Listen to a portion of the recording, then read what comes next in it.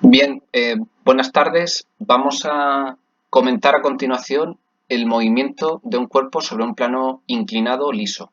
Bien, sabemos que un cuerpo situado sobre un plano inclinado, pues desciende sin necesidad de ser empujado. Muy bien. Es decir, si se pretende que nuestro cuerpo ascienda o esté quieto, ¿no? Pues tendremos que empujarlo de alguna manera, etcétera. Muy bien. O atarle una cuerda, ¿no? Que estire de su centro, ¿no? Sería equivalente. Muy bien. Bueno, pues en este caso, fijaros que eh, cómo ponemos los ejes de coordenadas. Los elegimos de tal manera que estén también en el centro del cuerpo.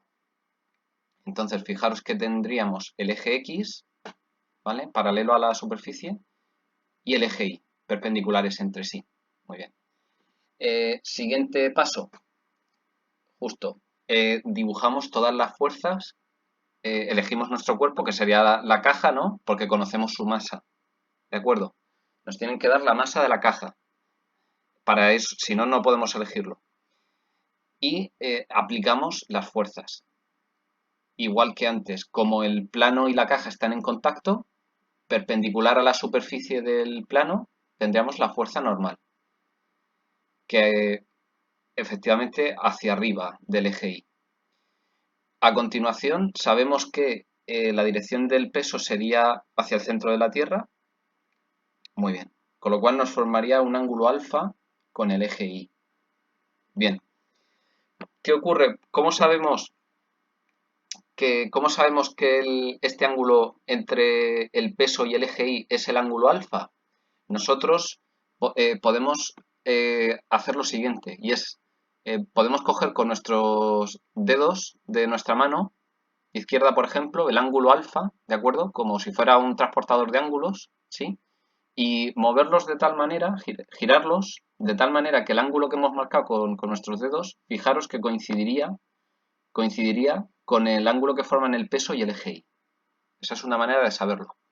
Otra manera, si no lo vemos tan claro, es fijarnos en que son ángulos, ángulos alternos, ¿no? Ángulos correspondientes, es decir, correspondientes.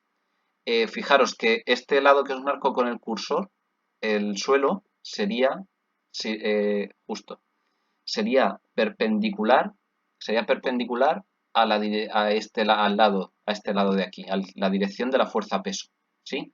Y la línea de la superficie del plano, ¿sí? Es perpendicular al eje Y, ¿de acuerdo? Por eso sé que estos dos ángulos son exactamente el mismo. Bien, el siguiente paso es descomponer, elegimos un eje y sobre él descomponemos las fuerzas. Vamos a elegir, por ejemplo, el eje Y. Muy bien. Sabemos que la componente en Y del peso sería el cateto adyacente, ¿no? Luego sabemos que empezaría en el centro del cuerpo e iría hacia abajo del eje Y. Muy bien. La fuerza normal, que ya lo hemos comentado, muy bien. La normal sería igual a P sub I, ¿de acuerdo? Que es lo que hemos aplicado. En el eje X, aquí tenemos que tener cuidado, y es que, claro, nosotros aquí vamos a tomar como positivo la dirección en la que se mueve el cuerpo. En este caso, como le aplicamos una fuerza, tomamos la derecha como dirección positiva. Luego Px sería negativo. Tendría menos la fuerza Px, ¿de acuerdo? Que sería el seno de este ángulo, sería mg por el seno del ángulo, negativo.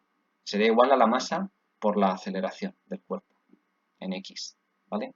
Fijaros que si despejamos las masas, me quedaría que la aceleración en el eje x depende de la aceleración de la gravedad y del seno del ángulo formado.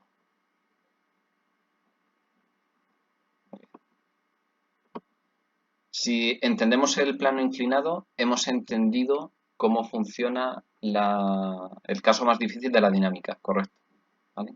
Aquí tenemos el mismo caso, pero de un cuerpo pues, que está descendiendo. Nada, simplemente la única diferencia como os digo, es que fijaros que el criterio que nosotros asignamos para las fuerzas es arbitrario. Como os digo, normalmente hacia las fuerzas que van hacia la izquierda son negativas y las que van hacia la derecha son del centro son positivas. ¿De acuerdo? Si volvemos a hacer el mismo balance de fuerzas que os acabo de explicar, obtenemos sin problema las fuerzas y las aceleraciones del cuerpo. Muy bien, pues esto ha sido todo de momento sobre el plano inclinado.